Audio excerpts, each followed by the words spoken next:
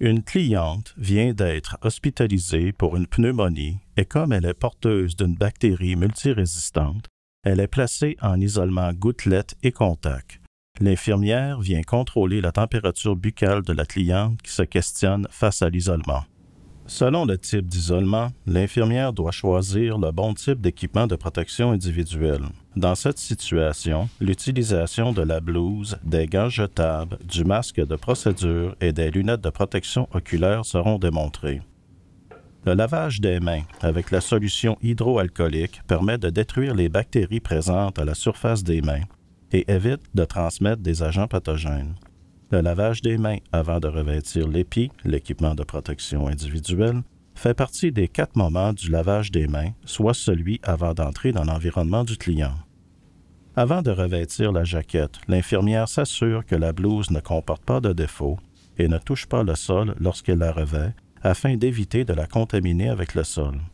Cette blouse doit recouvrir la totalité des vêtements et doit être changée entre chaque client ou dès qu'elle est souillée par des liquides biologiques, si elle n'est pas imperméable, afin d'éviter que des agents pathogènes ne transpercent la blouse et contaminent ainsi l'uniforme de l'infirmière. Cette blouse permet de protéger les avant-bras des éclaboussures ou des projections de liquides biologiques.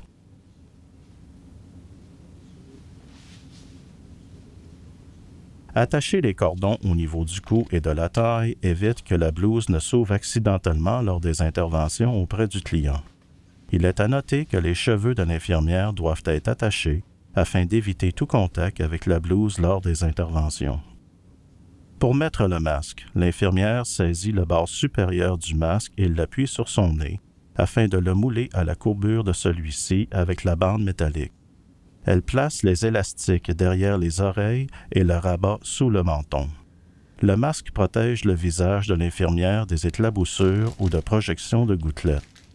Il protège également l'usager des sécrétions de l'infirmière. Celui-ci doit recouvrir le nez et la bouche de l'infirmière. Il doit être changé aux 2 heures ou lorsqu'il devient humide et ne pas être repositionné lors de la procédure. Par la suite, l'infirmière met les lunettes de protection oculaire en les ajustant pour qu'elles soient stables. Pour terminer l'habillement, l'infirmière met les gants jetables en s'assurant de recouvrir les poignets de la blouse, réduisant ainsi le risque de contamination. Les gants protègent des liquides biologiques de l'usager et évitent la transmission d'agents pathogènes. Portez une attention particulière aux allergies du client afin d'être certain qu'il n'est pas allergique au latex. Une fois les gants mis, elle vérifie leur intégrité, car si les gants sont déchirés, elle doit les changer parce que cela offre une porte d'entrée à la contamination de la peau des mains de l'infirmière. Dans le cas d'isolement, le matériel doit être dédié à la chambre, c'est-à-dire rester dans la chambre ou encore être à usage unique. Le matériel réutilisable doit, quant à lui, être désinfecté en sortant de la chambre et avant de l'entreposer ou de s'en servir pour un autre usager. Dans ce cas-ci, le thermomètre sera laissé au chevet de l'usager. Je suis venue prendre votre température ce matin. Parfait. Je suis bien contente de vous voir. Là, je suis comme un petit peu tannée d'être dans ma chambre. Puis là, ma famille ne veut comme pas venir me visiter. J'aimerais savoir si c'est possible que je puisse aller marcher dans le corridor. Les clients porteurs de bactéries multirésistantes sont mis en isolement pour éviter la propagation aux autres usagers jusqu'à ce que les résultats s'avèrent négatifs. L'isolement peut alors être levé. Il est important que l'infirmière informe le client sur la mesure d'isolement et l'encourager à verbaliser ses craintes. L'infirmière peut ainsi évaluer l'état psychologique du client face à l'isolement et intervenir selon la situation. Est-ce que vous permetteriez que je prenne votre température? Oui, il n'y a pas de problème.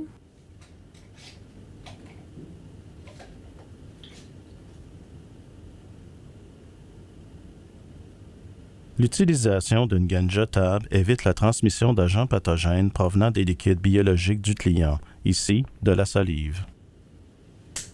Tiens, c'est parfait, c'est à 36,8, ça a baissé par rapport à ce matin, elle était plus haute un petit peu, là on n'a pas de température. Parfait, je suis bien contente. Ça va peut-être m'aider à pouvoir quitter plus tôt, là. Parfait. Puis comment vous vous sentez par rapport à tout ça? Vous avez bien expliqué pourquoi je devais rester ici. Fait que je suis bien contente là, de savoir là, à quoi ça consiste. Fait que comme ça, on va être patiente puis je vais attendre. Bon, c'est parfait. Est-ce que vous avez besoin d'autre chose tandis que je suis dans la chambre? Non, ça va. J'ai passé une bonne nuit. Fait que pour l'instant, là, tout va bien. Bon, c'est parfait. Donc, je vais partir. Je vais revenir dans 1 heure environ. Puis s'il y a quelque chose entre-temps, gênez-vous pas. Parfait. Ça vous va? Merci beaucoup. Ça fait plaisir. À tantôt. À tantôt. Lorsque l'infirmière offre de la disponibilité au client, le client est rassuré quant à l'heure de la prochaine visite, ce qui permet, par le fait même, de diminuer le sentiment de solitude.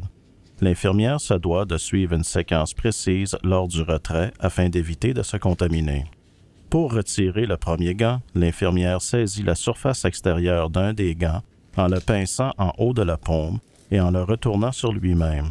Elle le chiffonne et le garde retiré dans la paume de sa main toujours gantée.